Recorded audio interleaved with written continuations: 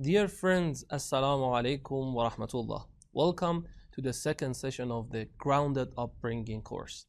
Thank you for being here, and I'm so happy to be with you again. In our last session, we discussed true Islamic parenting means raising children in a way that nurtures their servitude to Allah subhanahu wa ta'ala. It's about helping them become devoted servants of Allah subhanahu wa ta'ala. Now, in this session, we want to talk about a major challenge we face when trying to reach that goal. What is this challenge? Unfortunately, in many religious families, in communities today, in our mosques, our Islamic schools, and in homes where Islamic parenting is a priority, we are seeing something concerning. Kids who appear religious when they are young, whether boys or girls, pray, wear hijab and good manners, memorize verses, understand beliefs, even recite Islamic songs and seem very pious. And their parents are delighted. They are proud, but then something changes. As these kids enter adolescence, they begin to shift. Their prayers become inconsistent. They might say, why do I even have to pray? I just want to talk to God my own way. A girl might say, Mom, I don't like hijab. What's the big deal if a bit of my hair shows? At first, it's just a change in appearance, but soon their words begin to change. Then their beliefs, and before you know it, they are not the same child at all. You have probably seen this around you, among friends, family, maybe even in your own home.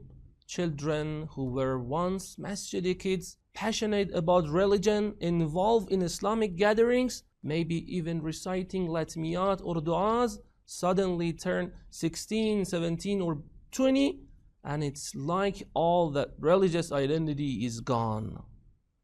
Why does this happen? And this is a very serious question.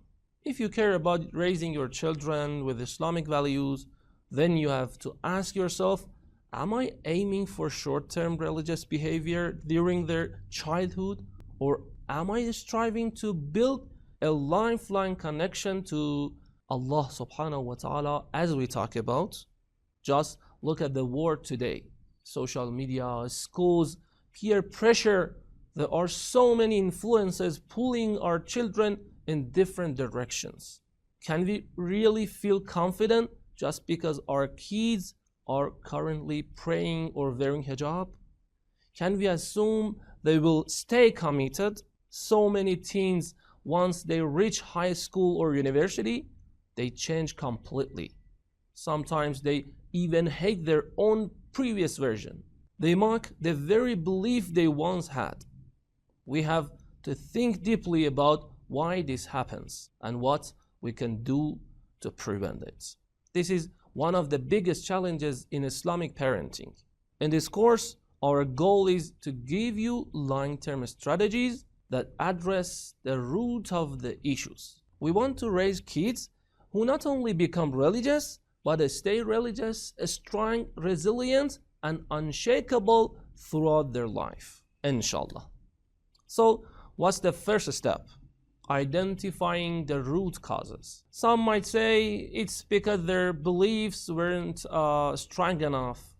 They need better proofs, stronger logical foundations. Sure, that has its place. But even if you give your child the strongest arguments for faith, if other foundations are missing, they can still stumble when faced with doubts or desires. Others blame society. It's social media, bad influences at a school, peer pressure. Again, that matters. But even if you control all of that, if your child has internal weaknesses, they'll still be vulnerable. Trying to shield your child from every bad influence, blocking social media, changing schools, avoiding certain friends can only go so far. What happens when they step outside the bubble? If your child was raised in an isolated environment, if it's possible in today's life, will they be stronger or weaker when they finally encounter the real world? So here is what I want to leave you with today. We have a serious challenge in Islamic parenting. Kids may look religious when they are young, but may change during adolescence or young adulthood. Our goal isn't to raise kids who are religious for a while. We want to raise kids who are lifelong servants of Allah subhanahu wa ta'ala, grounded in faith, able to stand firm in the storm. So, where is the real root of this problem? The root lies elsewhere, and the solution is also something deeper, something many parents and educators might not have considered yet. Even if we offer classes on belief and ethics, even if we create religious environments and constantly encourage our children, they can still be at risk. When they reach adolescence and meet new people, face new ideas, hear new doubts, they might change. So, what is the answer? That's what we will be exploring in the sessions to come, inshallah. Wassalamu alaikum wa rahmatullahi wa barakatuh.